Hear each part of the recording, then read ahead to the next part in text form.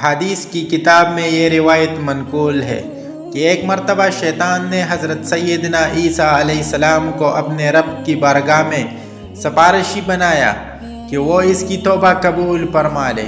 حضرت سیدنا موسیٰ علیہ السلام نے اللہ کی بارگاہ میں سفارش کی تو اللہ نے ارشاد فرمایا، اے موسیٰ علیہ السلام، اگر یہ آدم علیہ السلام کی قبر کو سجدہ کر لے تو میں اس کی توبہ قبول کر لوں گا۔ حضرت موسیٰ علیہ السلام نے شیطان کو یہ بات بتائی تو اس پر مردود شیطان نے غصے کی حالت میں کہا، جب میں نے ان کی زندگی میں انہیں سجدہ نہیں کیا تو ان کے وصال کے بعد انہیں سجدہ کیسے کر سکتا ہوں؟ بہرحال آپ علیہ السلام کی سفارش کا مجھ پر حق ہے۔ 3 وقتوں میں مجھے یاد رکھیے گا، میں آپ علیہ السلام کو ان کے معاملہ میں ہلاکت میں نہ ڈالوں گا۔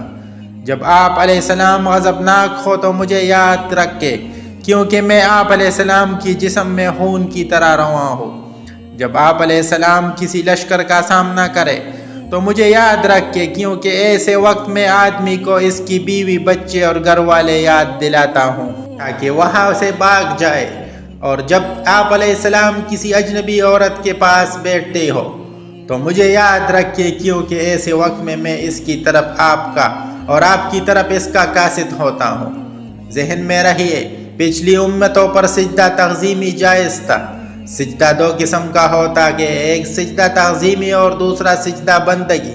سجدہ بندگی صرف اللہ کے لیے جائز ہے، اللہ کے سوا کسی اور کو سجدہ بندگی کرنا شرک ہے۔ اور سجدہ تعظیمی پچھلی شریعتوں میں جائز تھا، جیسا حضرت یوسف علیہ السلام کو حضرت یعقوب علیہ السلام اور ان کی زوجہ اور ان کے بھائیوں نے سجدہ کیا، لیکن ہماری شریعت میں حرام ہے۔ جیسے فرشتوں نے حضرت آدم علیہ السلام کو سجدہ کیا تھا، یہ بھی سجدہ تعظیمی تھا جو خدا کے حکم سے ملائکہ نے کیا۔ اور سجدہ تعظیمی پہلے شریعتوں میں جائز تھا، ہماری شریعت میں جائز نہیں ہے۔ اور سجدہ عبادت پہلی شریعتوں میں بھی خدا کے سوا کسی اور کے لیے جائز نہیں تھا۔ یہ بھی ذہن میں رہے کہ قبر کو بھی سجدہ تعظیمی کرنا حرام ہے، گناہ کبیرہ اور جہنم میں لے جانے والا کام ہے۔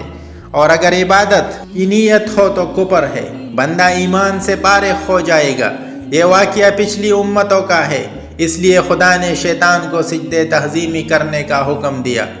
نبی اکرم صلی اللہ علیہ وآلہ وسلم کا فرمان علی شان ہے، جب شیطان زمین پر اترا تو اس نے عرض کی، یا رب میرا ایک گھر بنا دے، تو اللہ نے ارشاد فرمایا، تیرا گھر حمام ہے۔